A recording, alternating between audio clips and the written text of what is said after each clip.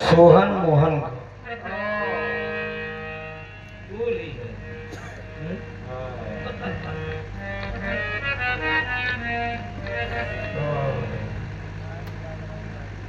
भाई भाई की बात थी। धन का लालच बड़े वाले भाई को हुआ। कहा गया भाई जैसा हित नहीं, भाई जैसा मीत नहीं, भाई जैसा दुश्मन मिलेगा न कोई। लेकिन निकले कोई भैया निकल ला, पी पाना कर जा भोरही में कुछ काम हो जाए।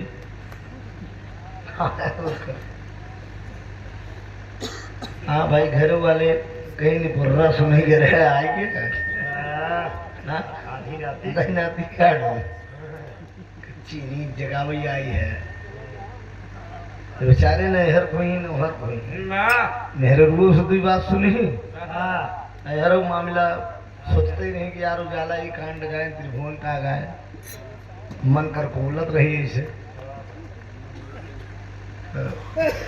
जा हो सके तो का सृष्टि की रचना हुई जाए कि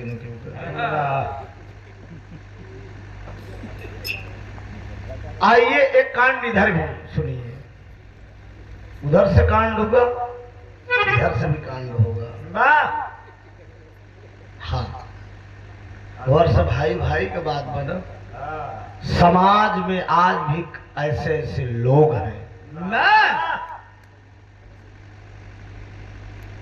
हमारी आपकी बेटियां सुरक्षित नहीं हैं, गरीब की बेटियां बिल्कुल सुरक्षित नहीं हैं। दुनिया के मालिक से ये मेरा संदेश है, अगर बेटी दीजिए तो धन दीजिए। आइए एक ऐसा ही कांड आप लोगों को मैं सुना रहा हूं, एकदम उस्ताद हैदर अली जुगनू की आवाज में टोटल। आइए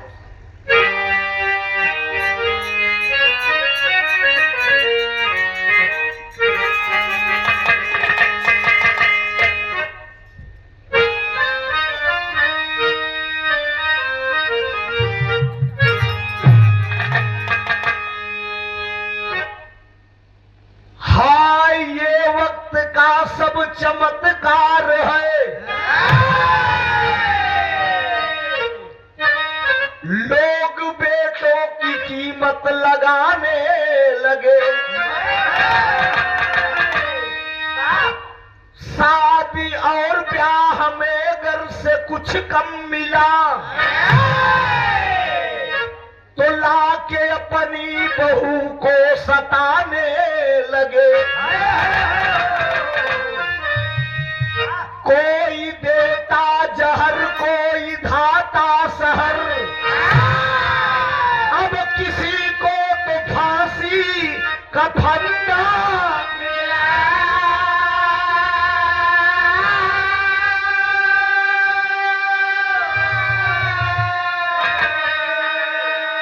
अरे धन की सरिता प्रबल योग से बह चली, लोगों को अच्छा खासा यह धंधा मिला।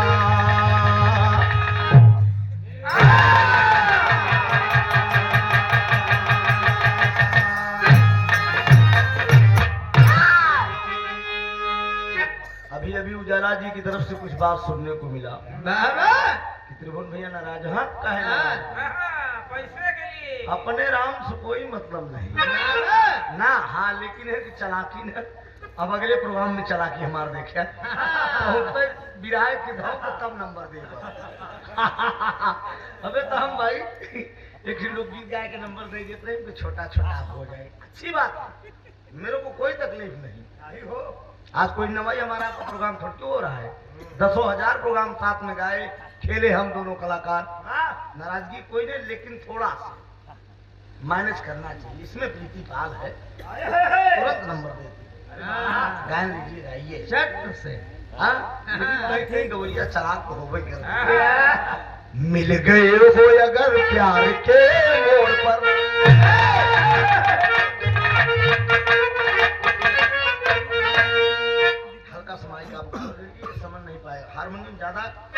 बात आप दिए हो राय दो राय, तुम मत वहां छेड़ो बस।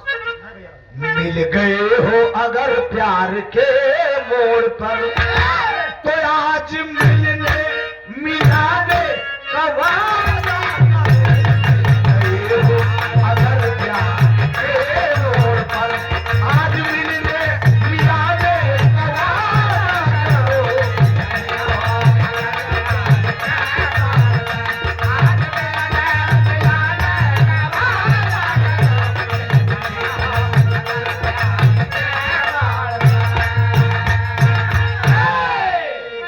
चंदू भैया जा रहे हो तो जाने जिद ना कर, जा रहे हो तो जाने जिद ना कर, जा रहे हो तो करो। लेकिन ये उस्ताद हमरे लिखी गजला कि धन और दौलत बदौलत खुदा से मिले, धन और दौलत बदौलत खुदा से मिले, मांगना है तो भगवान से मांगिए। धन और दौलत बदौलत खुदा से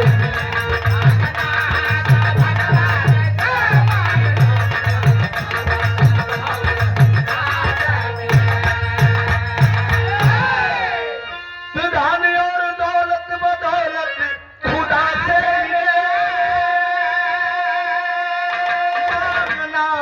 तो भगवान से मांगिए, से मांगिए। सबसे करता करम झोली भर देता है, सबसे करता करम झोली भर देता है। करके अनुरय विनय मान से मांगिए, सबसे करता करम झोली भर देता है।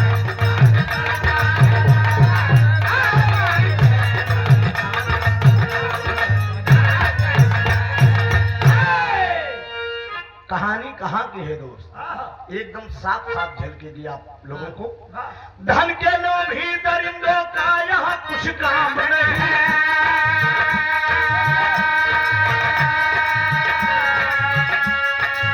धन के लोभी दरिंदों का यहाँ कुछ काम नहीं। आज इंसान में इंसानियत का नाम नहीं। राजस्थान की एक छोटी सी कहानी है,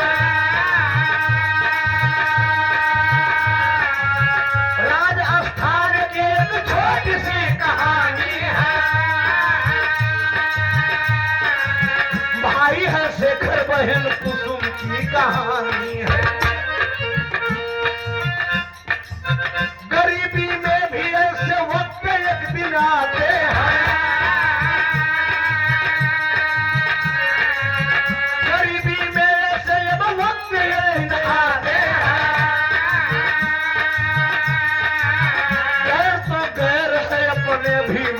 जाते हैं।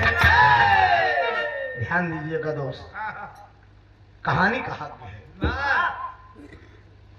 राजस्थान शहर जयपुर की बात है। ये पत्रिका से मिली। शेखर कुसुम दो भाई बहन हैं। दर्जा 8 तक शेखर पढ़ा है, कुसुम भी प्राइमरी तक पढ़ी है। लेकिन बाबूजी बचपन में मतारी बाप गुजर गए, माँ बाप बचपन में मर गए। अब जेकर दिन गिर जात होकर केहू सहारा नहीं दे, जान ले। काका दादा सब लोग हैं, लेकिन बाबूजी केहू इज्जत ना आई देत बा, केहू सहारा ना आई करत बा। धीरे धीरे विदेशिया का लाइन बा मास्टर, छोटी रे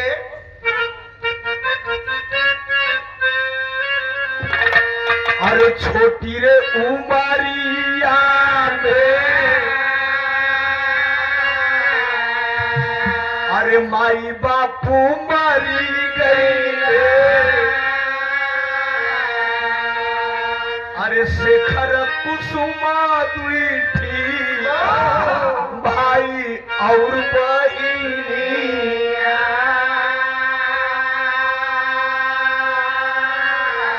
अरे शेखर कुसुमा दुई नौ करते मजूरिया हो, अरे थोड़े बहुत मिट्टी जाला बेटे कई अगी।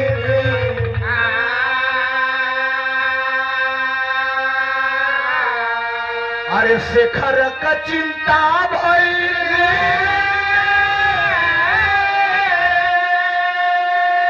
अरे कहवा बियाह हो, अरे राता दीना उलझन में तरपे बदलिया, राता दीना उलझन में।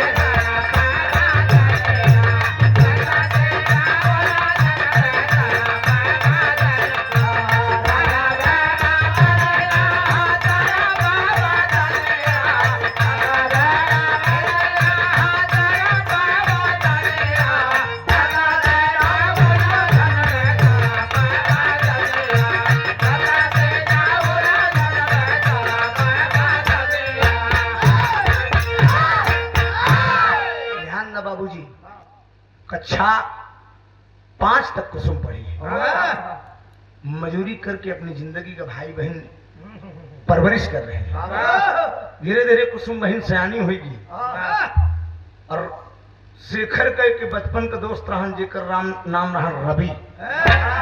शेखर के साथ पढ़त रहन बाबूजी, आज मालिक के दिन रवि इंस्पेक्टर हो गया, लेकिन शेखर गरीब कुछ न कह पाए। धीरे धीरे कुसुम बहन जब सयानी हुई गई, शादी की चिंता भई, जहां अपने बहन के रिश्ता लेके जात बा, लोग दहेज की मांग कर रहे हैं, लाचार हुई के गरीब लौट गया।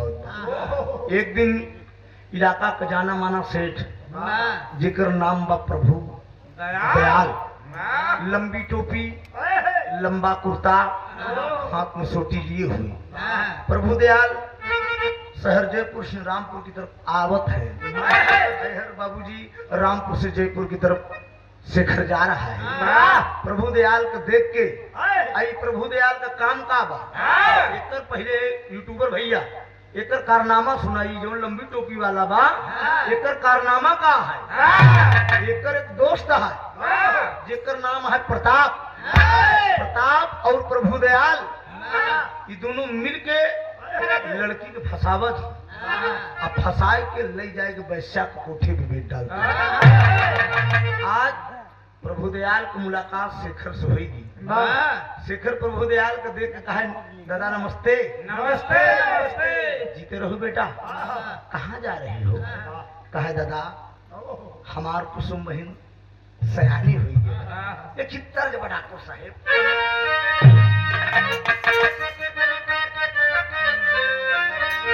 अरे हंस के जब देखा तू एक बेरिया, अरे हंस के जब देखा तू एक बेरिया, हम मरी मरी जाए तोहार क्रिया, हम मरी मरी जाए तोहार क्रिया।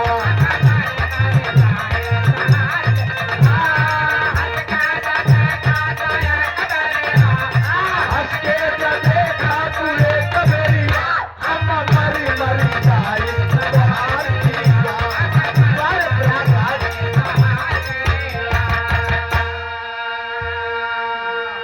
ए बाबूजी, आज प्रभु दयाल का मुलाकात शेखर से हुई।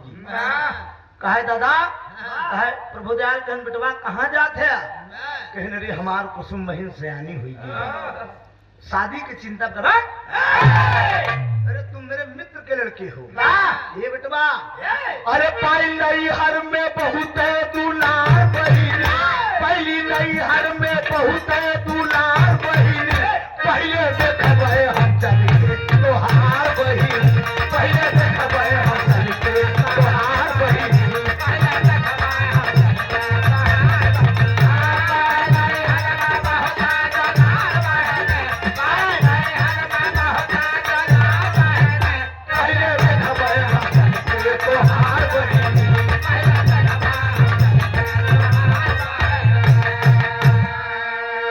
बहिना तोहार यहाँ साचे कई धारी, फूल बड़ी रसी जबई हम बन करके मार।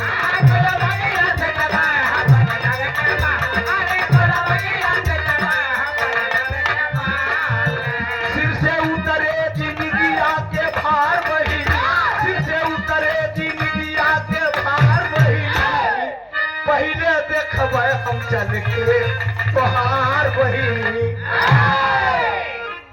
बेटा तुम मेरे मित्र के लड़के हो, हमार बेटवा भी साल बीए में पढ़त बा, तोरे बहन के शादी हमारे बेटवा से हो। अरे बाप रे बाप, गरीब बहुत मगन भर बाबूजी। चला दादा हमारे बहन के देख ले आए के बाबूजी। टूटही चार पाई रे भैया, आवाज न हो, आवाज न हो, टूटही चार पाई बा, बैठाए दिया दोस्त। और गरीब की बिटिया बाबूजी फटही लुगरी पहन के, गरीब की बिटिया फटही लुगरी पहन के कहियो पिउना लगा बदो, ओका सुई डोरा से सिए बा बाबूजी। बिना क्रीम पाउडर की बिटिया इसे चमकत गया। प्रभु दयाल के सामने आए के जो भी जल जलपान कराया गरीब, और जब कुसुम को देखेस ना तो करे सारे के मुँह में पानी आएगी। बाप रे बाप, ये इतनी खूबसूरत। अब बाबूजी देख के ओकरे बाद तुरंते चारपाई छूट गई, खड़ा हो के कहा शेखर हमार कुछ मांग बा। बेटवा हमार विशाल बीए में पढ़त बा। अरे बाप रे बाप, जब दहेज के नाम शेखर सुनिस ना तो कहा ना बाबूजी हम दहेज ना दे सकित बाबूजी। प्रभु दयाल का पाँव पकड़ ली है, पैर पकड़ के बाबूजी खितर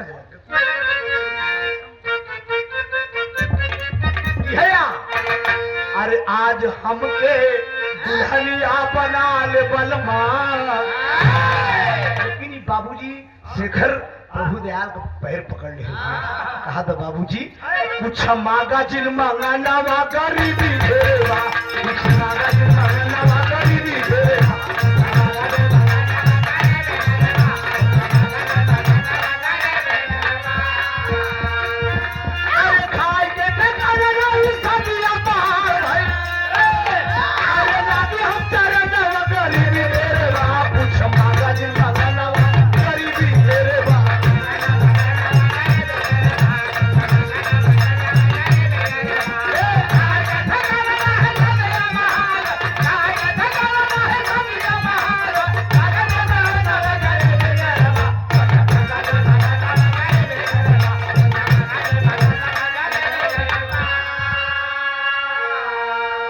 अरे गुस्से में उठ के तबले बोला देखवार हो, गाले पे शेखर के तमाचा दिया, एक चाटा जड़ दिया। हरामखोर तेरे पास पैसा नहीं है तो बिना पैसे की शादी कैसे होगी? हाय बाबूजी हम बहुत गरीब हैं, खाए के ठिकाना नहीं, हम दहेज कहाँ से दे बाबूजी। कहा अगर पैसे चाहिए तो तुझे सुन मैं बताता हूँ। अरे अपने बहिन के उतार के जवानिया, हम खजाना गरीबी देगा, कुछ मांगा खजाना गरीबी देगा।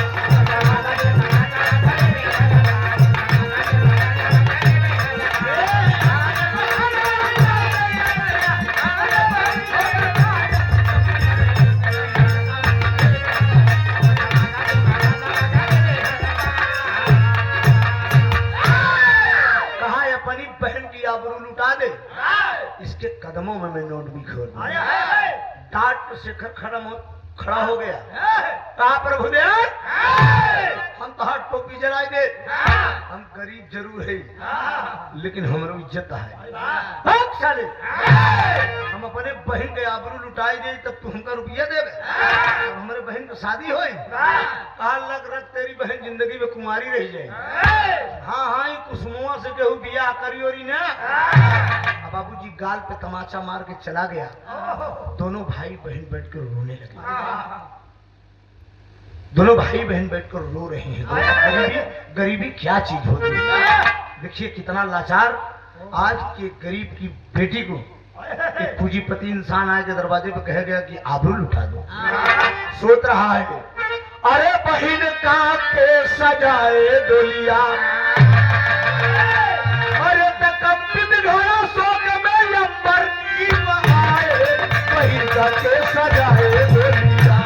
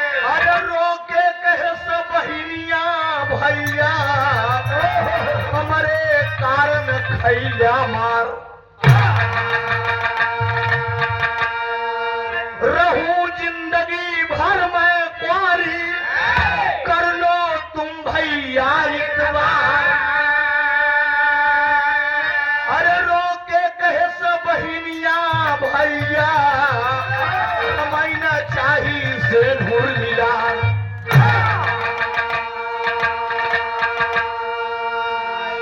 कुसुम कहती है कि भैया आप मेरे शादी के कारण मार खा गए।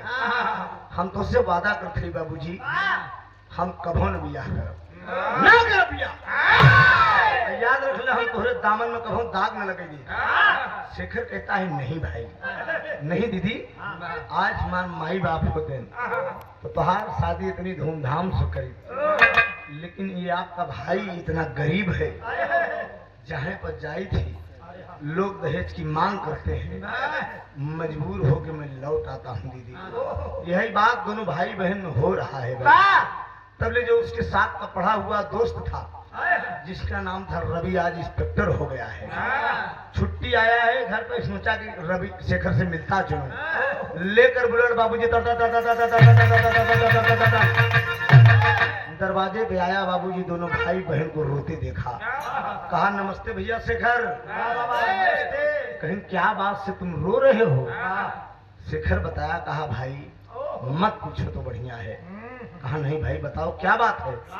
कहा दादा प्रभु दयाल मेरी बहन को देखने आए थे और उसके बाद बोले कि मेरी अपनी बहन की आबरू बेच डालो बहुत रुपया मिलेगा।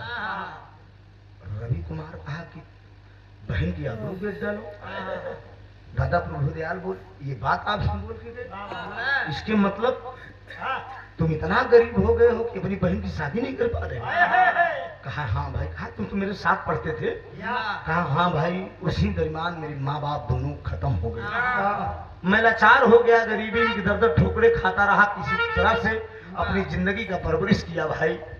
और धीरे धीरे हमारी बहन सयानी हो गई है, आज मेरी बहन से कोई शादी करने के लिए तैयार नहीं है। अरे बाप रे बाप, दोस्त हो तो ऐस हो और देखिए भाई हो तो सोहन जैसा हो। यहर देखा यहर भाई ना अपने खून के तो खून होता, यहर दोस्त कितना बड़ा काम करे चलते। दोस्त हो तो रवि जैसा हो। सारी बात रवि जब सुन लिया बाबूजी तो शेखर ने तब रवि कुमार से सारी बात बताया। अरे रवि कुमार भीगी आंखों से अरे बाबू है मित्र को गले लगाया हो। अरे राम बहिनता के सजाए डोलिया। कहा अगर इतराज न हो तो अगर इतराज न हो तो कुसुमे मंडाए बहिनता के सजाए डोलिया।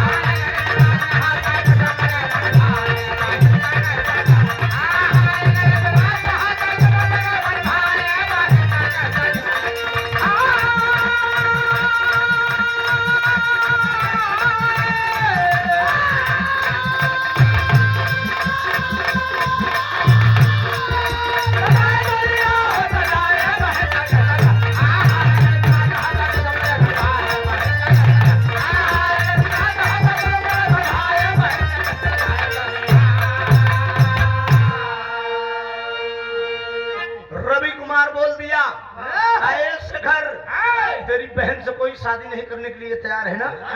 लोग दहेज की मांग कर रहे हैं ना? तेरी बहन से अगर तुझे इतराज नहीं तो मैं शादी करूंगा, मैं शादी करूंगा।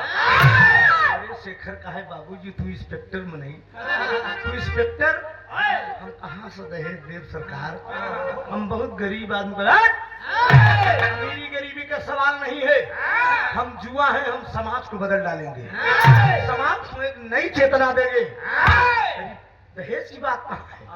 हम बिना दहेज की शादी करेंगे। शेखर कहा है भाई हमका ये रिश्ता मंजूर है। सोचा केहू के दिन क्यों देखे आज वो लड़की वो बिटिया हाथ पैर होई बड़े बाबूजी दर दर को ठोकर होकर भाई मालिक रहमो करम देखा इंस्पेक्टर लड़का बिना दहेज की शादी करने जा रहा है। ऐसे से आज भी लोग समाज में पड़े हैं। दो लाई की मिठाई खियाए मारे खुशी तुम्हारा रवि चला गया। अब देखा अभी कहानी ही लगे इसे छोड़ दे।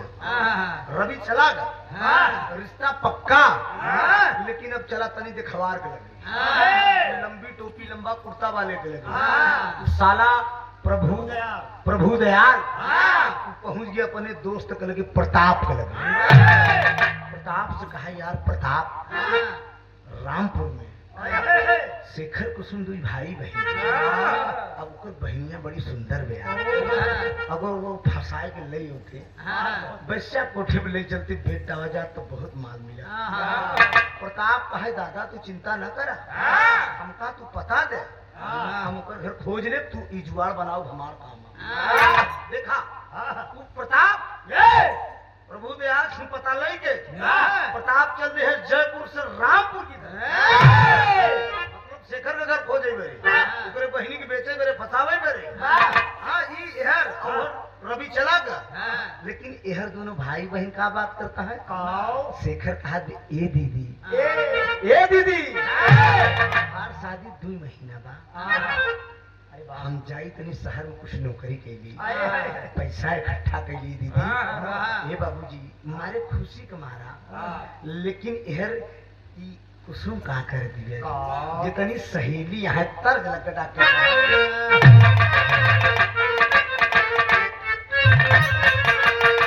हैदर उस्ताद का दावत रहे बारे गुरुजी स्वर्ग में उच्च स्थान गंगा चैनल में जब 2017 में हमारी एंट्री हुई दिनेश लाल निरहू अम्रपाली हीरोइन संभावना सेठ बतासा चाचा उजालो उन्हीं राउंड में गए रही हमारे लोग को साथ 15 दिन साथ सब जने रहे हम निरहू भाई सब लोग बैठ के भोजन करते थे बड़ा अच्छा लग रहा था। न राजा मोरंग की कहानी जब हम गाए टेलीविजन पे विजयलाल जी कुर्सी से बोल रहे कि त्रिभुवन के अंदर हैदर का झलक दिखाई दे रही धन हो परमात्मा जहां भी हो सुखी रहे उस्ताद की गावत रहे अरे पतरकू अरे पतरकू पतरकू पतरकू ओ पतरकू अरे पतरकू अरे पतरकू काहे जदुइया डाला पतरकू काहे जदुइया डाला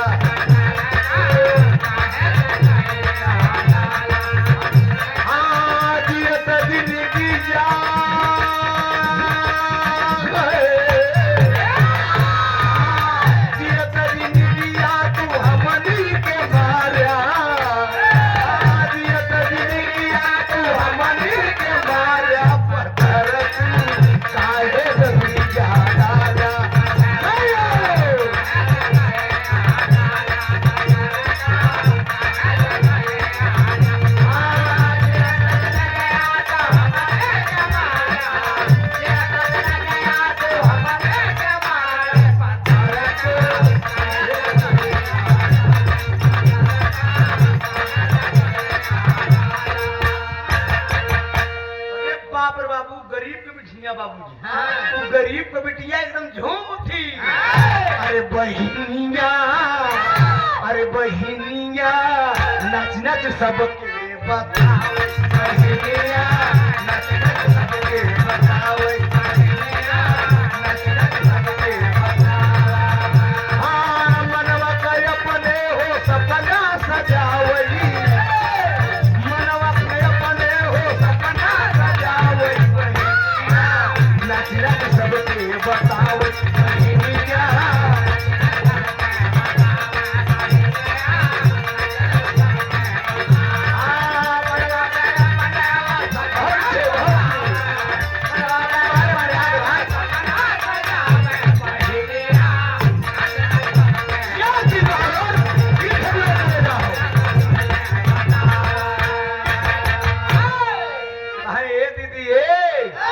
तमाम सहेलियों से अपनी बता रही है और सहेली होकर हंसी उड़ावत है यह है लहो एक तो लौकी दूसरे चढ़ी नीम की आज के करे ठिकाना नहीं बेकर भाई दिन भर लेबर गिरी करत और कहा बे दीदी अरे दुल्हा हमार हवा फौजी जवानवा दुल्हा हमार हवा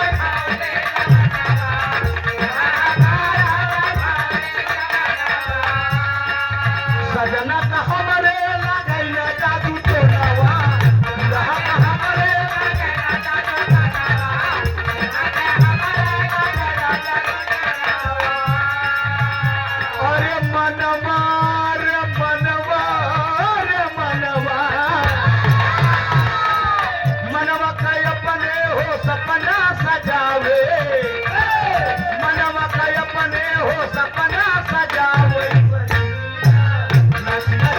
सबके बतावे सहेलिया नंदन सबके बतावे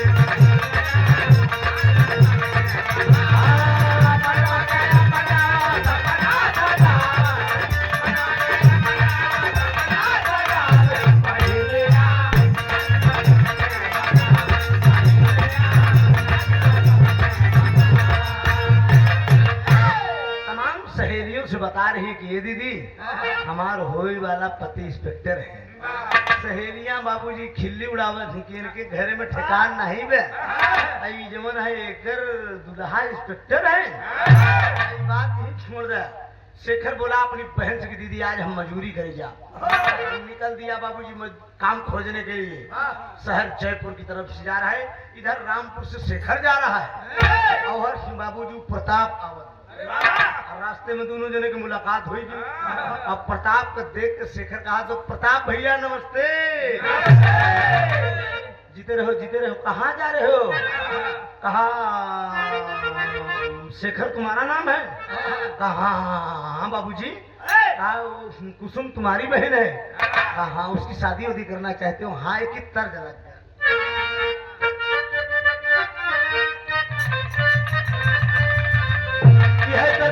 की नजर लागी अरे नजर लागी राजा तोरे बंगले पे। लेकिन प्रताप सिंह वो शेखर कह रहा है कि अरे सहारिया में कौनो नौकरिया दिलाएगा सहारिया में कौनो नौकरिया दिलाएगा।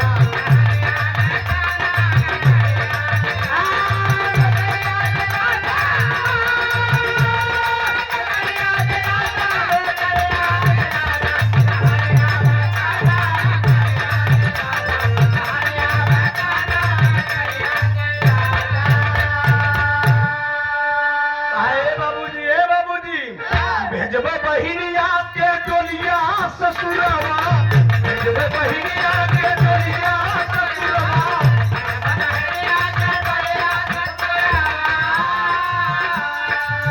डोलिया ससुरवा हो डोलिया ससुरवा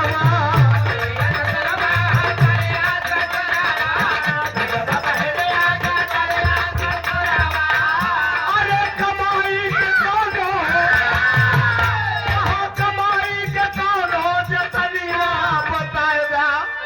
सहारिया में कौनो नौकरिया दिलाएगा। बाबूजी एक ठिन नौकरी दिया है हमारे बहन के शादी पड़ गई। बाबा देखा दोस्त ई पूंजीपति अमीर लोग गरीब को कैसे परेशान कर। प्रताप बोला कहा तुझे नौकरी मैं दूंगा। कहा बाबूजी का काम करेगी पड़ेगी। कहा हमारे बंगला की सफाई कर दो झाड़ू पोछा लगा दो आने वाले मेहमानों को सत्कार से बैठाओ उन्हें जलपान कराओ। कहा बाबूजी कितना मिली? कहा तुझे तो कि 50 रुपया रोज दे। 50 रुपया रोज मिली। अरे वो गरीब इतना खुश हुआ बाबूजी कि 50 रुपया हमका रोज मिली। लिवा गया बाबूजी बंगले का दरवाजा खोल दिया। अब बाबूजी दरवाजा जब खोल दिया तो उठा लिया झाड़ू शेखर उठा लिया झाड़ू और बंगले का सफाई करने लगा। और जब दरवाजा का घर का सफाई करने लगा उसके बाद यही जगह पर प्रताप चलाकी कर गया। कहा ये शेखर कुर्ता उतार के खूंटी में टांग दे और प्रेम से सफाई कर। कार्तिक लगा ना सारे बहने कहा सुना कुर्ता उतार के खूंटी में टांग दे और प्रेम से सफाई कर। कहा अच्छा बाबूजी आप ठीक कहा था। कुर्ता उतार के बाबूजी खूंटी में टांग दिया। अल्लाह झाड़ू बाबूजी जब जुट गया तो कहा ए शेखर जरा एक गिलास पानी लाओ। पानी लेने गया तो प्रताप करता क्या है सोने की अंगूठी सोने की जंजीर सोने की घड़ी उतार के ही मेज पे इसे धई दे। प्रताप जब उतार के धई दे अब पानी पिया। पानी पीने के बाद कहा ले जाकर गिलास को रखाओ। और जब गिलास रखे जाए मारा क्या ससुर जाबे ओहरे करत जा ससुरवा हरे कांड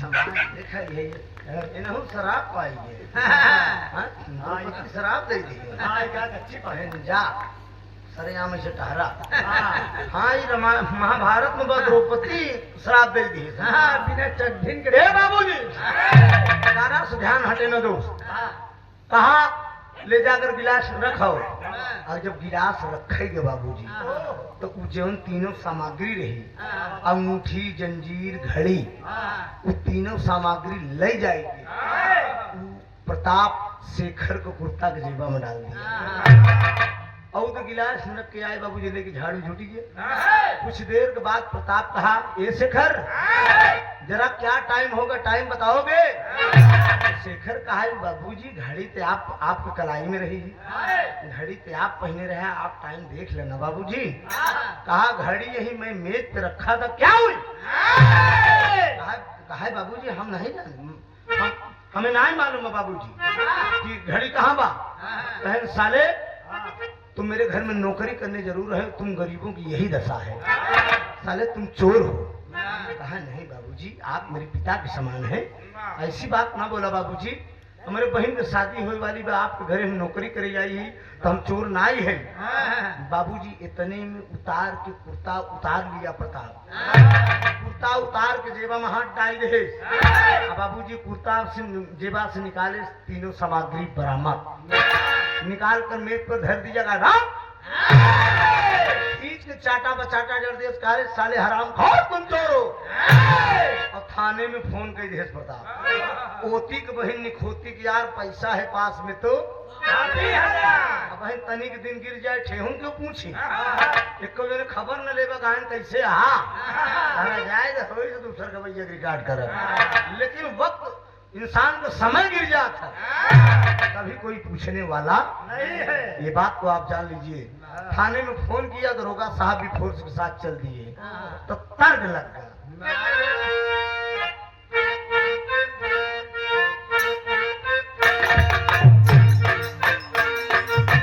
यह तर्क इमली का बूटा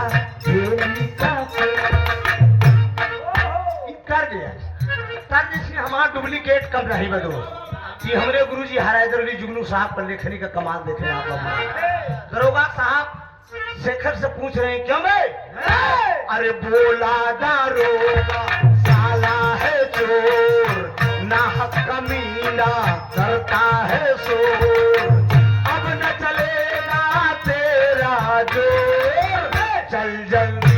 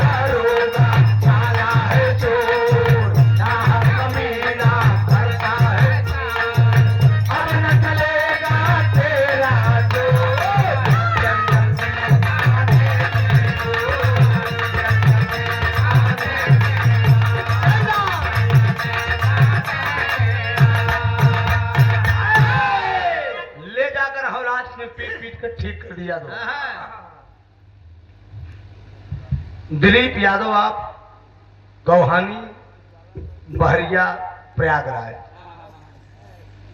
चैनल का नाम प्रयागराज म्यूजिक अच्छा प्रयाग गंगा आशीष यादव बाबा उनमें तो हम साल भर के एग्रीमेंट कर दिए 4 लाख पे चाहे जय भी रहा गवाओ हमका 4 लाख दे दे बस हाँ और ऐसे करवाओ खोई तो तुम लोग मिल रहे हमसे आजकल हम एग्रीमेंट करत है हाँ जितना भी रहा कहोगे उतना छोड़ देंगे लेकिन माल चाहिए हमें जवान है 100 रुपया का पुरस्कार भैया का बहुत बहुत प्रणाम आशीर्वाद की इच्छा है ध्यान दे बाबूजी बोल दिए तो ले गए हौलाद में पीट पीट कर ठीक कर दिए। शेखर का चालान हो गया, माल बरामद रहा, शेखर जेल चला गया। जब शेखर जेल चला गया तो प्रताप अब कहाँ पहुंचा? प्रभु दयाल का कहा दादा काम तो बन गया, कहें हम ओका तो फंसाए दूं जेल गया, शेखरा तो जेल गया। अब ओकर बहन कुसुमुआ कर लई बा, अब चल के ओका उठाई लिया वजह 12 बजे रात, 12 बजे रात तू हराम खोर प्रभु दयाल गरीब बिटिया बाबूजी अपने दरवाजे पर खड़ी होकर अपने भाई का राह देख रहे। मेरा भैया थाने में मेरा भैया शहर में काम करने गया और अभी तक वापस नहीं आया। लेकिन ये हरामखोर नियत गंदी कही कि बाबूजी वो शेखर के दरवाजे पर पहुंच गए। और जब दरवाजे पर पहुंच गए तो एक लाइन तर्ज बा,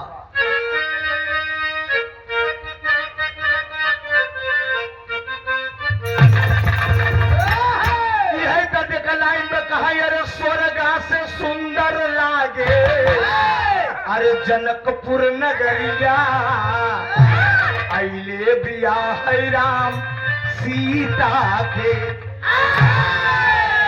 अरे हमरे गाय रहन कहा अरे ननदी भौजैया दुई नौ एक कैसा मऊरिया अजुन हौ कपिया पर देसिया हो राम।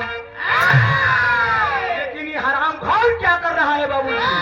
कहा अरे आई के पापी बोलई, अरे आई के पापी बोलई शेखर के दुआरावा, अरे आई के पापी बोलई शेखर के दुआरिया खोला के वारावा बहिनी हो।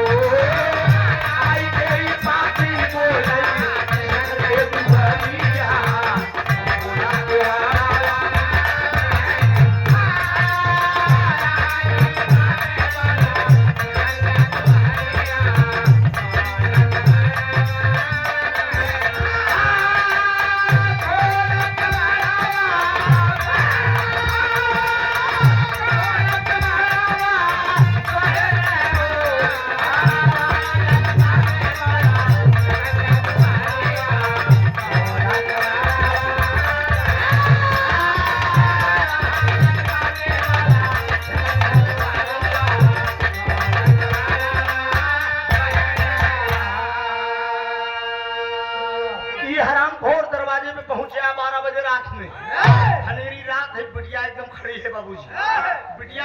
दरवाजा खटखटा दिया। दरवाजा जब खटखटा दिया बाबूजी तो कुसुम की समझ हत्या कि हमार भैया आएंगे, हमार भैया शेखर आएंगे मजूरी के। दरवाजा बिटिया खोल दे और जब दरवाजा खोल दे तो सामने प्रताप खड़ा है। जब सामने प्रताप खड़ा है, प्रताप को देख के कुसुम कहा प्रताप कौन मेरे दरवाजे? आस्ते बोलो, आस्ते बोलो, तुम इतनी रात के मेरे दरवाजे पर कैसे आ गए? बहकावत में बिटिया कर लड़की को साला हरामखोर बहका रहा है। कहा तुम्हारा भाई शहर में नौकरी करने गया लेकिन चोरी के इल्जाम में पकड़ा गया, थाने में बंद है, सुबह उसका चालान हो जाए, जेल चला जाए। हम मुझसे बोला कि मेरी बहन से मुलाकात कर। बहकाए कुसुम बोलो क्या इरादा है? अपने बहन भाई से मिलना चाहती हो कि नहीं? तो सुबह तुम्हारा भाई जेल चला जाएगा, फिर भाई से दीदार तुम्हारा हो नहीं पाएगा। लेकिन कुसुम करे कि नहीं, मेरा भैया चोर नहीं है, मेरा भैया चोर नहीं, मेरा भाई गरीब जरूर है लेकिन मेरा भाई चोर नहीं है। हाँ कोई बात नहीं है, तेरा भाई चोर नहीं है तो मत जाओ। लेकिन बाबूजी बहकाए के लिए आए के लड़की के चल रहे, आगे आगे प्रताप जात बाबूजी पीछे पीछे कुसुम चली जाने। एक जाते जाते रास्ता में एक बगिया पड़ा, घनेरी रात है, एक बगीचा है बाबूजी। और जब वो बगिया में लिया तो बिटिया को पहुंचा दोस्त हरामखोर मौके का फायदा उठा रहा है। क्या कहत बाप? कहा अरे लूट ले रहिया में, अरे लूट ले रहिया में सारा सिंगारावा, अरे लूट ले रहिया में सारा सिंगारावा खोला के वाला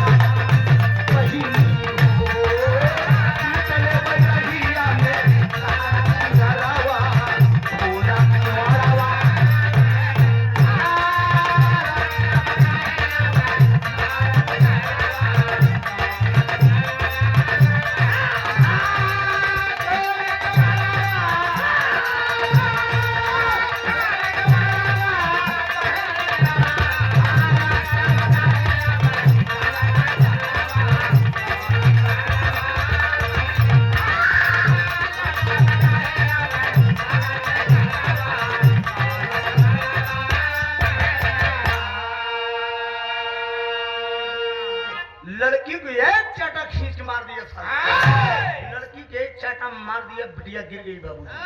और जब बिटिया गिर गई बगिया में सीने पर सारा सवार साड़ी खींच लिया, साड़ी खींच लिया, सारा लड़की पेटीकोट दिया उस पर। अब बाबूजी कहा कुसुम मैं तेरी इज्जत लूट लूंगा, इसके बाद तुम मुंह दिखाने के लायक नहीं रह जाएगी। बाबूजी कुसुम कहा था बाबूजी हम बहुत अभागे नहीं बाबूजी, हम बहुत अभागे नहीं बाबूजी, हमारा बुरुजी लीटा, हम गरीब के बिटिया है बाबूजी, हम तोरे पाँव पड़त है बाबूजी, हमारा बुरु न लूटा। लेकिन सीने पर साला सवार हो गया आरामखोर। अब बिटिया आवाज दे रही है बचाओ बचाओ बचाओ। लेकिन बाबूजी उस अबला का पुकार कोई सुनने वाला नहीं है। सीने पर सवार का आरामखोर कहा बाबूजी हम बहुत दुख उठाए हैं बाबूजी, बचपन हमार मतारी बाप गुजर गए बाबूजी, इज्जत हमार न लूटा।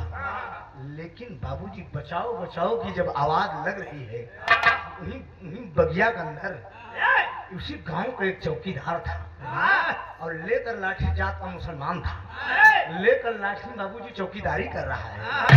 मेरी रात है, टार्च लिया है बाबूजी, सोच रहा है यहाँ ये बचाओ बचाओ की आवाज कहाँ से आ रही है। टार्च मार के बाबूजी जब पास में पहुंचा, पटाख मेरा सीने पर सवार है, लड़की की इज्जत लूटने जा रहा है, लड़की आ रही है, अब भैया हमारी इज्जत न लूटा। तब ले बाबूजी चौकीदार पहुंचेगा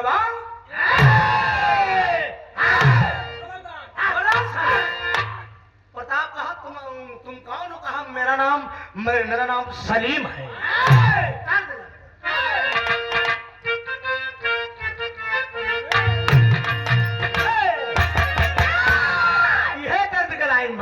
कजरा मोहब्बत वाला आँखियों में ऐसा डाला, कजरे ने ले ली मेरी जान, मेरे मैं तेरी कुर्बान।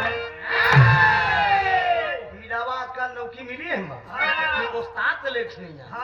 लेकिन बाबू जो गांव का चौकीदार था उत्तहार का प्रताप से बोला कसम साले, अरे पट्टा पूरे वाला शेर ने गजब कर डाला, वाला शेर ने गजब कर डाला, बोला बहादुर से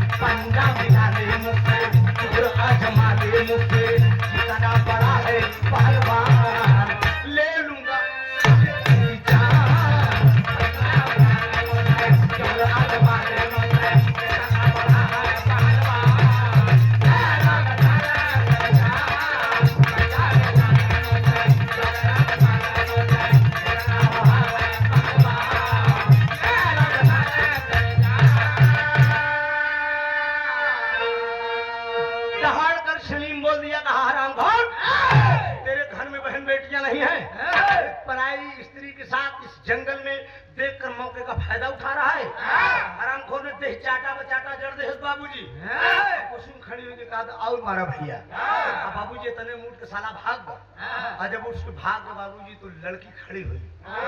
गौर करेंगे आप बिहार को सुनने वाले श्रोता बंधु, लड़की खड़ी हुई। जब लड़की खड़ी हुई बाबूजी तो लड़की के तन पर साड़ी नहीं है, लड़की के तन पर साड़ी नहीं है। अब बाबूजी लड़की बिटिया पेटीकोट भिजाऊ, पेटीकोट भिजाऊ, उसमें इतने में कितना बढ़िया काम वो किया सलीम। बाबूजी जात का मुसलमान था, आजकल लोग हिंदू मुस्लिम को बंटवारा करता है। बाबूजी जात नहीं हो जी, इंसान के अंदर कहाँ इंसानियत आई जाए। और जात का मुसलमान हो तो उतार बाबूजी अपन कुर्ता दे दिया अपना कुर्ता, ले मेरी बहन पहन ले, अपनी आबरू ढाक ले। कुसुम रोने लगी बाबूजी। कुसुम जब रोने लगी तो कहा तुम्हारा घर कहाँ है? कहा मेरा घर रामपुर में है भैया। मुझे कुसुम कहते हैं। कहा तुम शेखर की बहन हो? कहा हाँ भैया मैं शेखर की बहन हूँ। अरे पगली इन हराम खोरों के चक्कर में तुम कहाँ पड़ गई?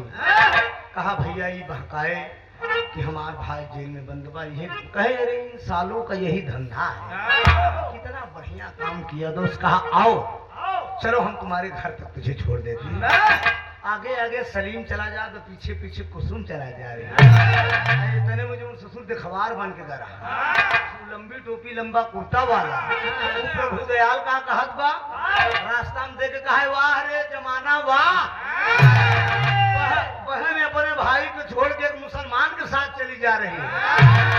सलीम दहाड़ दिया ही प्रभु दयाल, अरे जो भी होना है होगा, बात सब बराबर होगा। जो भी होना है होगा, बात सब बराबर होगा। तेरी भी बेटी ससुरा, तेरी भी बेटी ससुरा कुसुम के बराबर होगी। तेरी भी बेटी ससुरा कुसुम के बराबर होगी। एक दिन आऊंगा मैं, चुकाऊंगा मैं, एक दिन आऊंगा मैं, बदला चुकाऊंगा मैं। अगर मैं हूँ सच्चा मुसलमान तो ले लूंगा साले हराम घोर। शर्म नहीं लगती साले? तेरी बेटी की समान है, तेरी बेटी की समान है। इस गंदी गंदा लफ्ज निकालते हुए इतने में बाबूजी सलीम देख चाटा बचाटा प्रभु दयाल के जड़ देखे हराम खोर नहीं था। अब कुसुम बगल में खड़ी हुई कि कहा देखे भैया और मारा। ये हराम खोर देखबार बन के गड़ा, हमारा अबरू लुटवावत रहा, बल भी मारा, लेकिन तब ले खतरा हो गया। खतरा का हो गया? ये सलीम जो लाठी लिया था वही लाठी से बाबूजी से तान के प्रभु दयाल के जैसे मारे चला। वैसे बाबूजी से पीछे से रास्ता था, पीछे से रास्ता था बाबूजी। प्रताप थालाई से चला जा रहा था। प्रताप चला जा रहा था, बाबूजी लड़ाई देख के मुड़ गया। लड़ाई देख के मुड़ गया जैसे सलीम ऐसे लाठी ताना प्रभु दयाल को मारने के लिए। इसमें बाबूजी प्रताप पीछे से पहुंचा, सलीम का हाथ से लाठी से बाबूजी खींच लाठी खींच लिया तो वो लाठी जाए के प्रताप का हाथ लग गई। और जब प्रताप का हाथ लगी बाबूजी तो प्रताप तुरंत आओ न खाओ देखा बाबूजी तुरंत उठाए के खींच के लाठी एक लाठी टांग के सलीम को खोपड़ी पे मारा बाबूजी। सलीम की खोपड़ी दो टुकड़े में बढ़ गई। सलीम की खोपड़ी दो टुकड़े में बढ़ गई और तुरंत गिरा। का हाय बहन की इज्जत बचाया लेकिन परिपूर्ण रूप से। तो लगी एक लाठी खोपड़ी पर, सलीम हुई जवान रवाना। अरे आज बहिनिया रोवई बैठ के, अरे अब कमल मोर ठिकाना हो। अरे राम बहिन का के सजाए डोलिया, प्रताप कुसुम अब तो का के बचाए, बहिन का के सजाए डोलिया।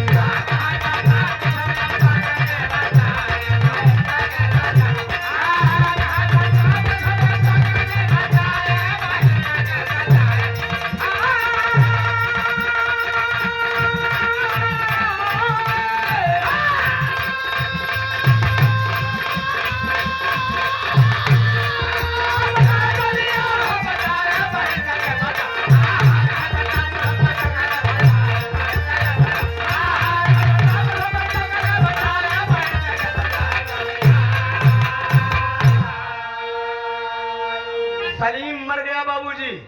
जब सलीम खत्म हो गया तो प्रताप कहा दे कुसुमवा, बोलाओ अब कौन बचाई तो का। कुसुम समझ गई कि बाबूजी अब कोई मुझे बचाने वाला सिवा दुनिया के मालिक के सिवा कोई नहीं बचा सकता। अपने किस्मत को सोच के बाबूजी रो रही है वो कि भला भला कौन दुखिया को देगा सहारा, अरे सिवा रब के दूर जाना, अरे सिवा रब के दूर जाना कोई हमारा, भला कौन दुखिया को देगा सहारा, भला कौन दुखिया को देगा सहारा।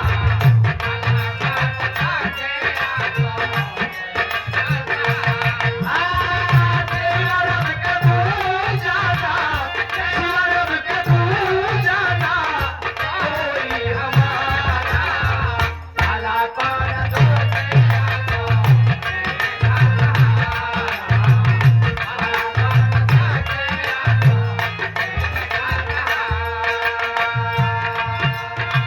मेरी बदनसीबी पे हंसता जमाना,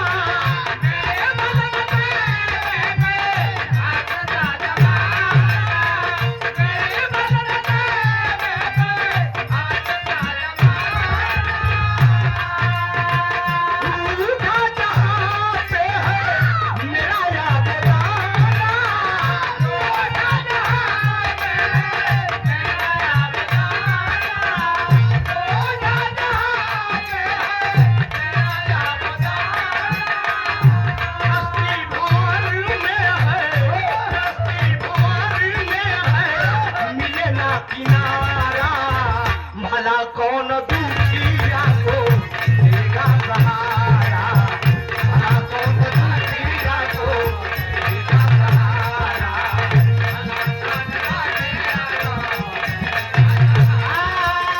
सिवा रब के दूर जाना, सिवा रब के दूर जाना कोई हमारा, भला कौन दुखिया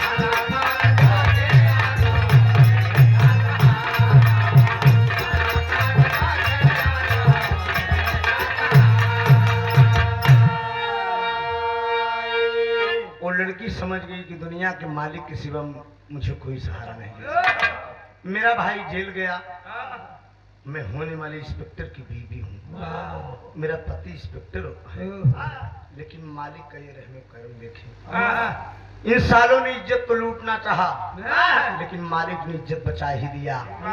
बड़े बड़े सेठ मिलकर अमरनाथ, बांकेलाल, प्रभुदयाल, प्रताप 4-5 सेठ मिलकर ले जाकर बाबूजी शहनाज बानो को कोठे पे, रंडी के कोठे पे उस लड़की को 50,000 रुपए में बेच डाले।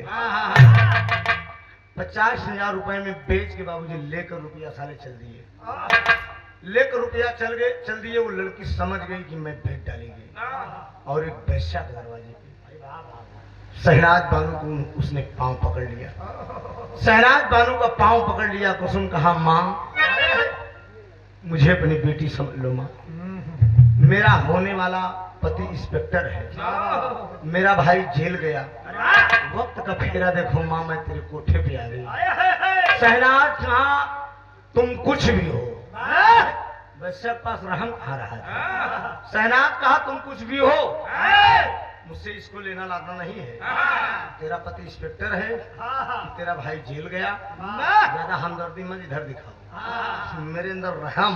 कहा नहीं माँ, मैंने तुझे पैसे में खरीदा है, जब तक सुन नहीं करूंगी मुझे तेरे साथ कुछ भी करना और करवाना पड़े। कहा यही तो बात है माँ, मुझे अपनी धर्म की बेटी समझ लो माँ, मैं तेरे लिए नाचूंगी, गाऊंगी, मुजरा करूंगी, सब कुछ करूंगी माँ, केवल एक विनती मान लो, मेरी इज्जत का कभी सौदा मत करना, मेरी आबरू मत लुटाना माँ, केवल इतनी ही मांगन है माँ, बस और कुछ नहीं। शहनाज कहती है कि बेटी ये मेरा वादा रहा, ये मेरा वादा रहा, जब तक तू मेरे चांद पर नहीं बनाएगी तब तक तेरी आबरू का सौदा कतई नहीं होगा। कहा चलो माँ, मुझे घुंघरू बांधो, मुझे नचाओ, मुझे सिखाओ माँ, लगी बिटिया आज मुजरा करे बाबूजी। पांग लिया पैर में घुघरू कहा सुमोरे राम।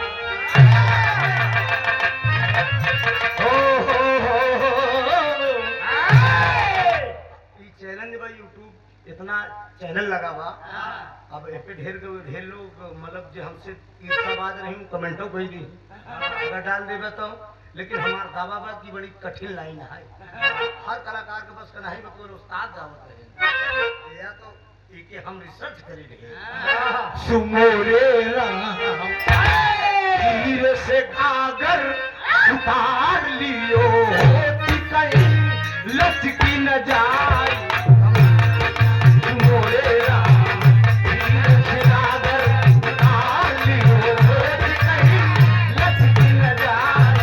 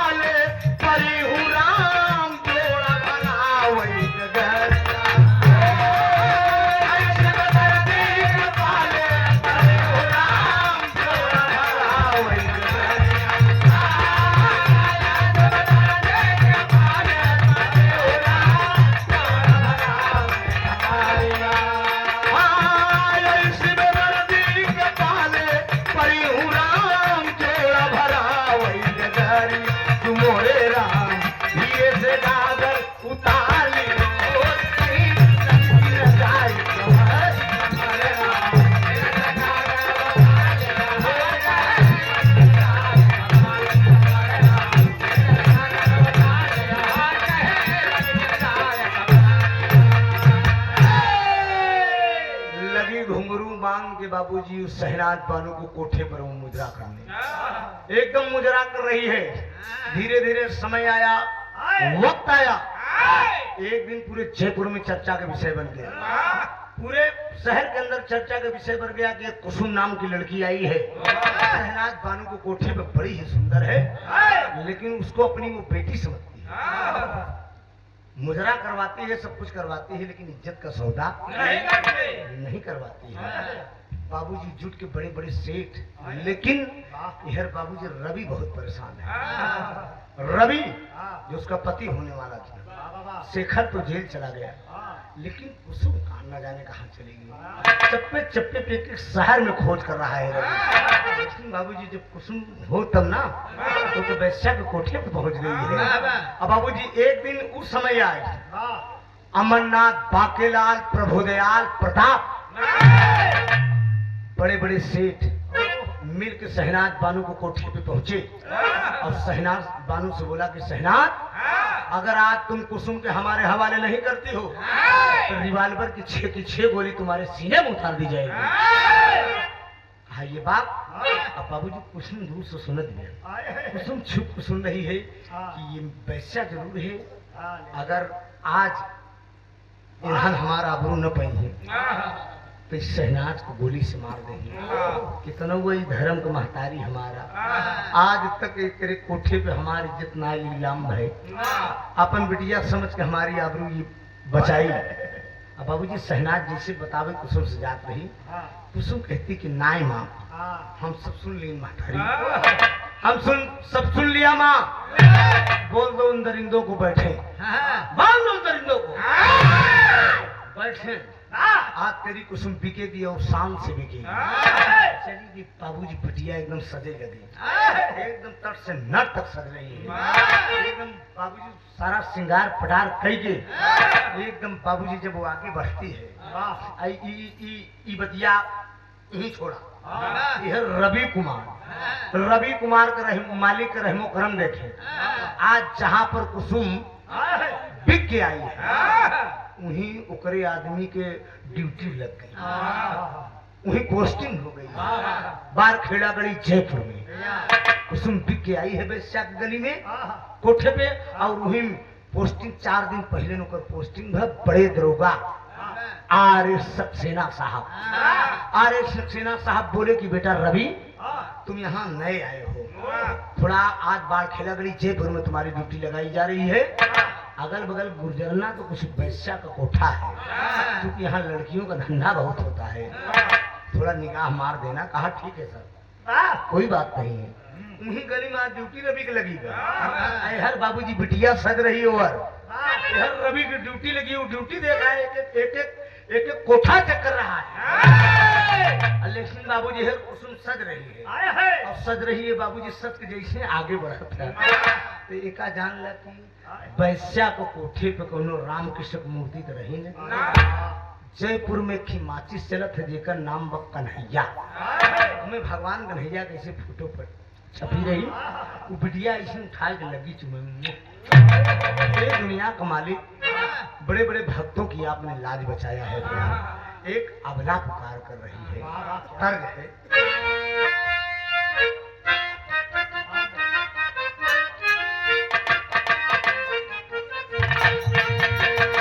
यह तर्ज लाइन में, अरे तू जब जब मुझको पुकारे मैं दौड़ आऊं नदिया किनारे, तू जब जब मुझको पुकारे मैं दौड़ आऊं नदिया किनारे।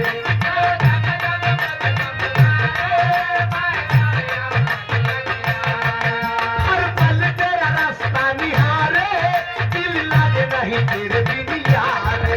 हर पल तेरा रास्ता निहारा, दिल लगे नहीं तेरे बिन यारे। हर पल तेरा रास्ता निहारा, दिल लगे नहीं तेरे बिन यारे। मुझे आंखों में बिठा ले, मुझे गले से लगा ले मेरे भोले साथिया, तुझे दिल दे दिया, मेरा दिल दे दिया, तुझे दिल दे दिया,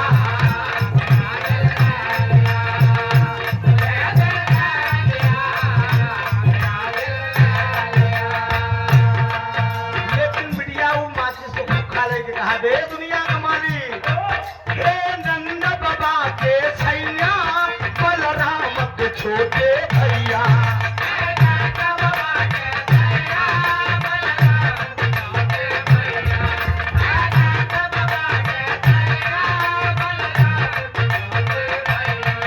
यशोदा के कुंवर कन्हैया, घर घर माखन के खवैया।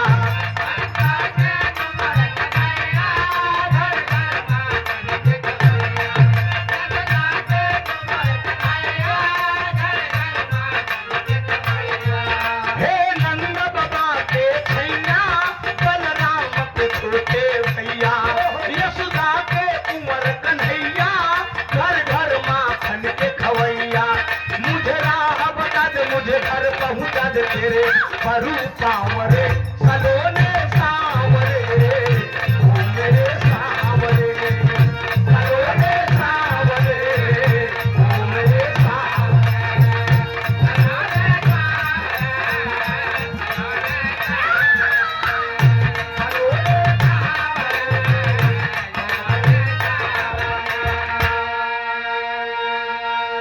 यही बाबूजी बिटिया माचिस को खोखा लेके चूम रही है। दुनिया के मालिक बड़े बड़े भक्तों की लाज बचाया है। एक अबला आज अबला की पुकार नहीं सुनेंगे। इस वैश्या के कोठे पे मैं पहुंची हूँ, आज मेरी आबरू लुटने जा रही है। इतने में शहनाज आवाज दे दिया, शहनाज आवाज दे दिया कि क्या कर रही हो कुसुम, खड़ी खड़ी जरा महफिल में आओगी। इतने में बाबूजी कुसुम कहती कि आ गई माँ। अमरनाथ बागेलाल प्रभुदयाल सब लोग बैठा साले से इंग्लिश की बोतल खोले और लड़की पहुंच गई बाबूजी महफिल में मुजरा कर दिया, छोड़ी गयो बेदर्दी।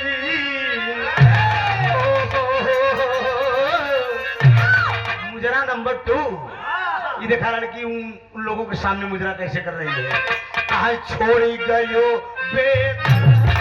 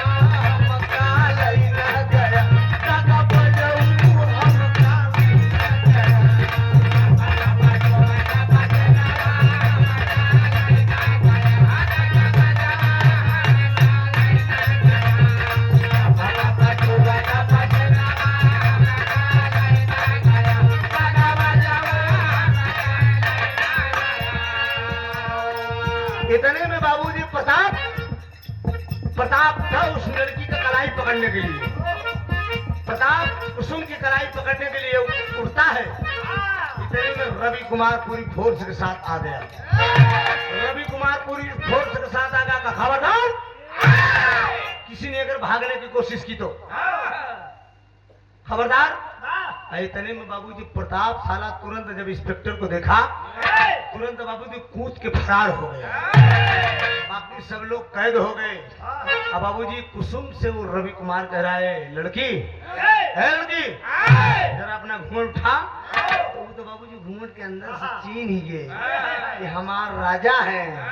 कहा दे दरोगा बाबू, अरे 4 महीने के जाड़ा पर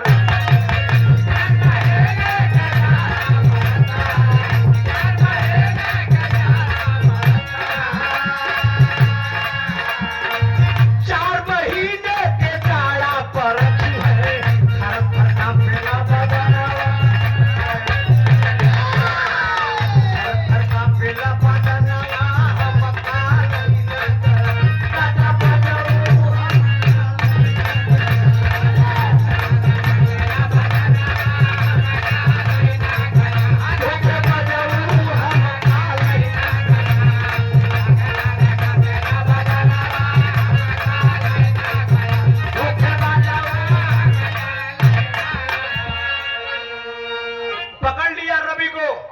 रवि को जब पकड़ लिया तो रवि कहता है कि लड़की अपना घूंघट उठा। जब घूंघट उठाती है बाबूजी तो कहते, रवि कहा कुसुम तुम यहाँ कैसे पहुंचाई? कहा हाँ मैं यहाँ पे। कहा कैसे आई? कहा मुझे अमरनाथ, बाकेलाल, प्रभुदयाल, प्रताप बड़े बड़े सेठ मिल की ला के इस वैश्या को कोठे में बेच दी। कहा कितने में बेचे? कहा 50,000 में। कहा चिंता ना कर, इन सालों को मैं जिंदा नहीं छोड़ूंगा। सबको कैद कर लिया, सबको कैद कर दिया। कैद करके ले गया बाबूजी दरोगा साहब। बड़े दरोगा आर्य सक्सेना साहब के पास ले गया। कहा साहब ये मेरी होने वाली बीवी है, लेकिन बारे जमाना इस लड़की को ये साले 50,000 रुपए के वैश्या को कोठे में बेच डाले। बड़े दरोगा आर्य सक्सेना साहब बोले कि बेटा रवि, मैं तुम्हारे कारनामे पर बहुत प्रसन्न हूँ। जाओ, आज मैं तुझे छुट्टी दे रहा हूँ, तुम कुसुम के साथ कहीं घूम आओ। और शहनाज के ऊपर रिहा जरूर है, लेकिन सजा मिलनी ही मिलनी है। यह रवि और कुसुम थाने से छुट्टी पाए, घूमने के मूड में है। तो रवि पूछ रहा है कुसुम से कि कहाँ पे चले? जहाँ तुम कहो वहीं चले। तो कुसुम कहती कि स्वामी मेरा भाई जेल में है, मेरा भाई जेल में है। शेखर सबसे पहले मैं अपने भैया से मिलने चलूंगी जेल में। कहा ठीक है, कोई बात नहीं है, लेकिन वो समय आया, आज उसकी भी सजा पूरी हो चुकी है। वो भी सजा काट के जेल से बाहर हो चुका है। और जब जेल से बाहर हो गया है, जेल से चला आ रहा है।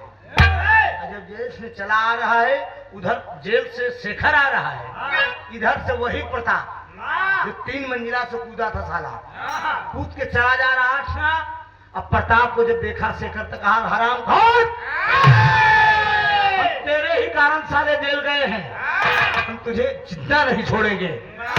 प्रताप समझ गया कि हम एक चोरी के इल्जाम में जेल भेजे हैं, किसी न किसी दिन हमारे साथ ये धोखा कर सकता है। रिवाल्वर लिया है बाबूजी प्रताप, रिवाल्वर खोसा है और निकालता है तुरंत। अब बाबूजी यूं तुरंत जो है शेखर के सीने में मार दिया। शेखर के सीने में मार दिया, शेखर गिर पड़ा, रास्ते में गिर गया और पैरों से बाबूजी से ठेल दिया। रास्ते में एकदम बगल में बाबूजी, रोड के बगल लाश को कर दिया बाबूजी और आगे बढ़ गया। और जब आगे बढ़ गया तो हर रवि कुसुम कर क्या रहे, आल्हा का भाव।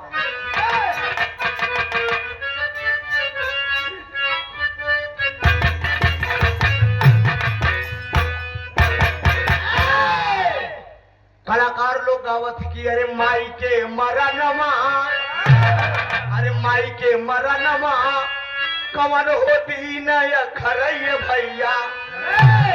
अरे बाबू के मरनमा बताई द पीरन यार, कहे बहिनी के मरनमा कमन होती न नया खरैया भैया अरे भैया के मरनमा बताई द बहिना यार लाइन दी गई है मित्रों कहा माई के मरानावा अरे माई के मरानावा उही होती नया खरैया भैया माई के मरानावा उही होती नया खरैया भैया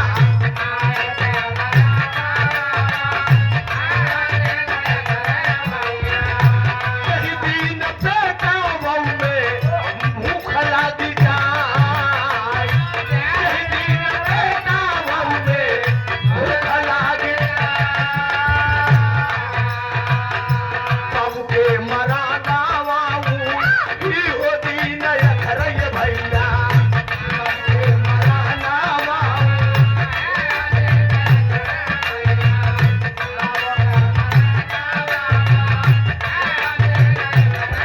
कहीं दिन पर दीदार तू कुंवारी आई पे था कहीं दिन पर दीदार तू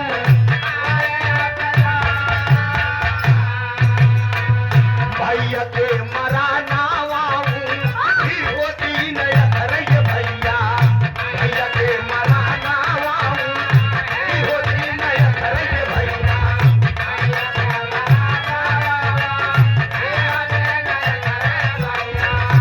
कहीं दिन दूसरा मन का रख के काला जा कहीं दिन दूसरा मन का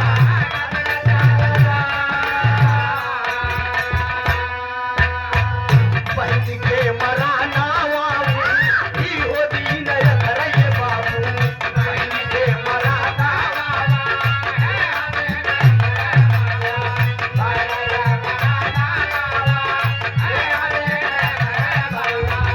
यही दिन राखी के आवते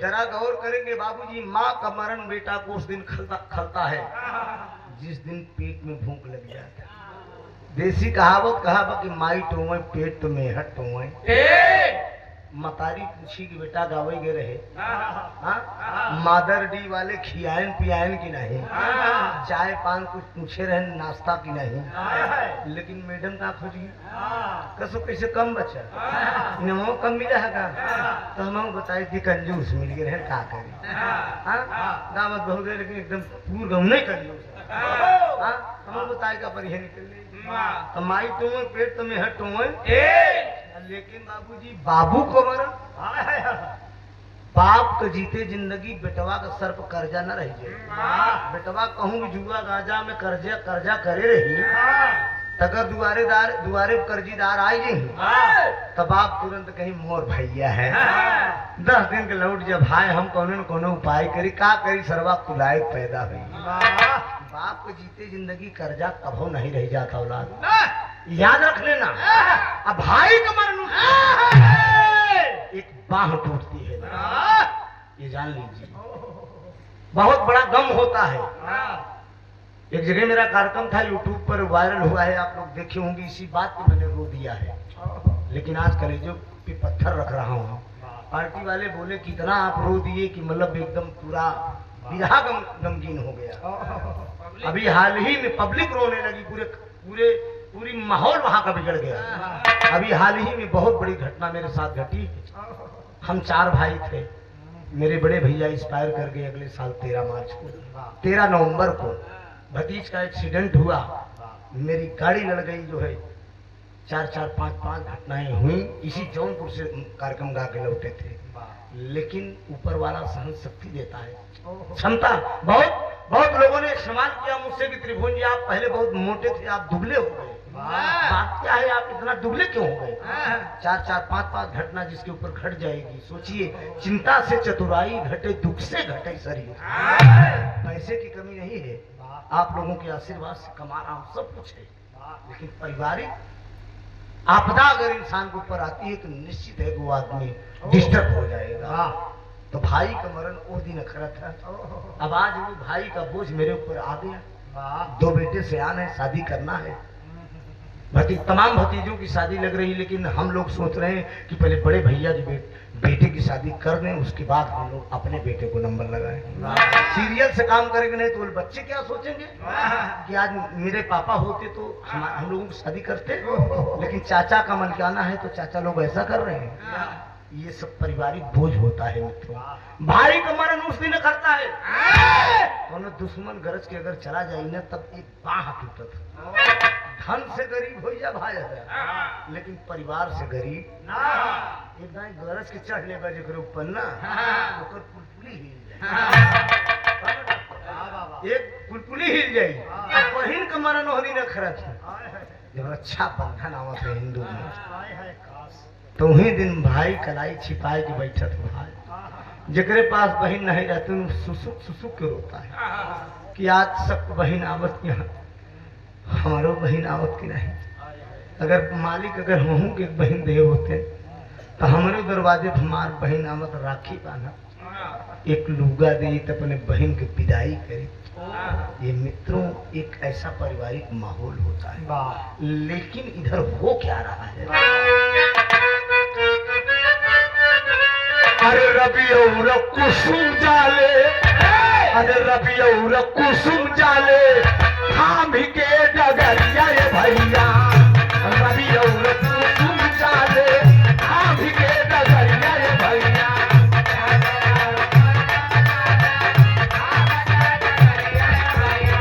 तब ये कहाँ चलत होई गईले सीरिया,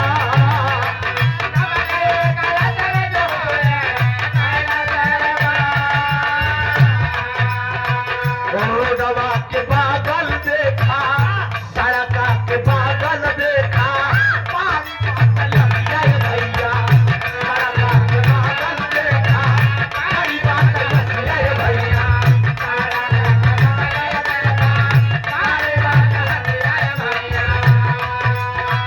कुसुम बोले स्वामी देखा, लाश कैसन बा, कुसुम बोले स्वामी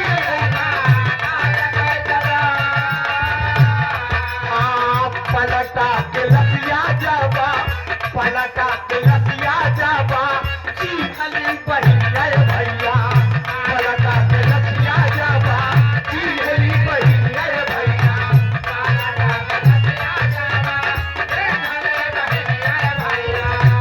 अरे पीरना का लसिया बाबू गईली हो देखाय। गौर करेंगे बाबूजी, रवि और कुसुम रास्ता थाम के चले जा रहे थे।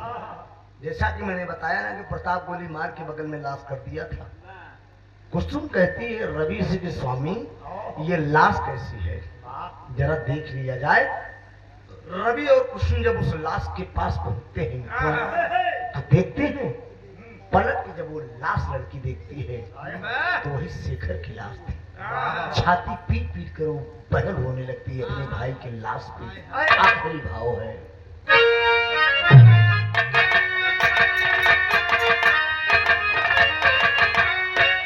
अरे गैला पिरनवा, अरे गैला पिरनवा, तू हमें के करा पिसाए।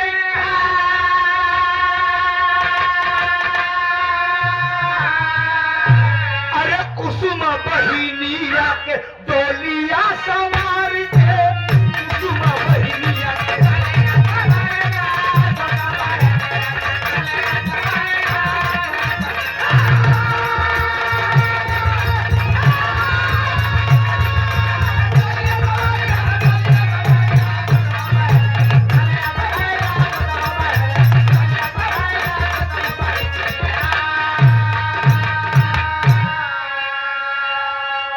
अनमोल राखी बांधे लसिया उठाए, चंदन चीता पे अपने से खर्चे लेता है।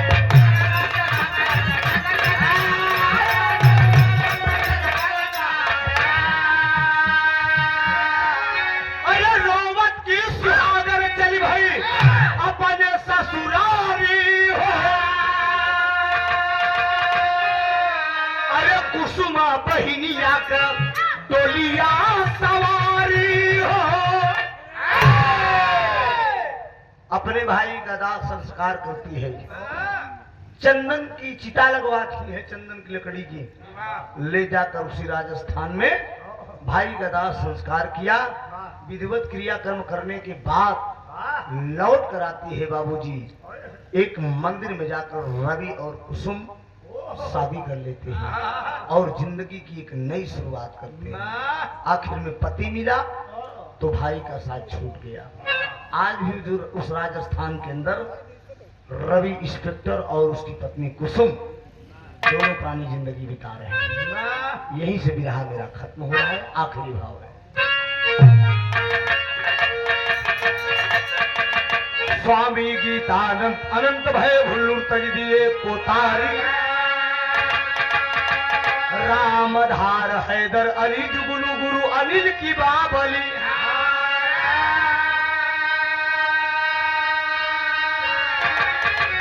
अरे बहिन का के सजाए डोलिया, अरे बहिन का के सजाए डोलिया, भाइयों होश में आओ त्रिभुवन नाच जगाए, बहिन का के सजाए डोलिया।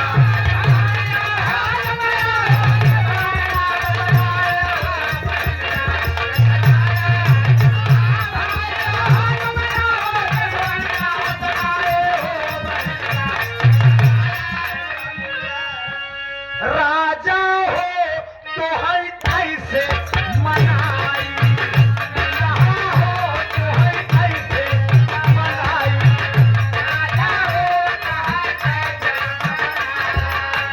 रतिया में हमरे न लागे भाई, रतिया में हमरे न लागे भाई, सैया हो तो है कैसे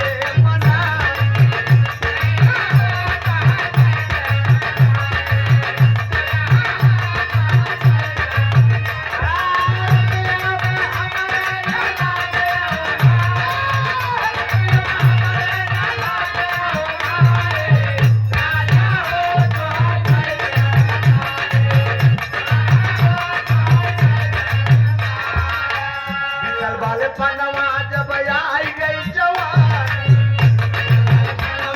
जब आई गई जवान,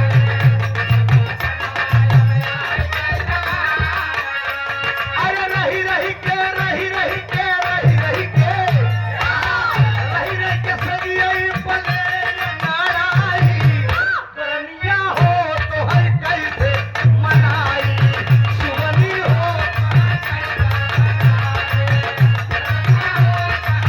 हेलो, बहुत बहुत धन्यवाद। कार्यक्रम लमसम 8:30 बजे से शुरू हो गया। हाँ, कार्यक्रम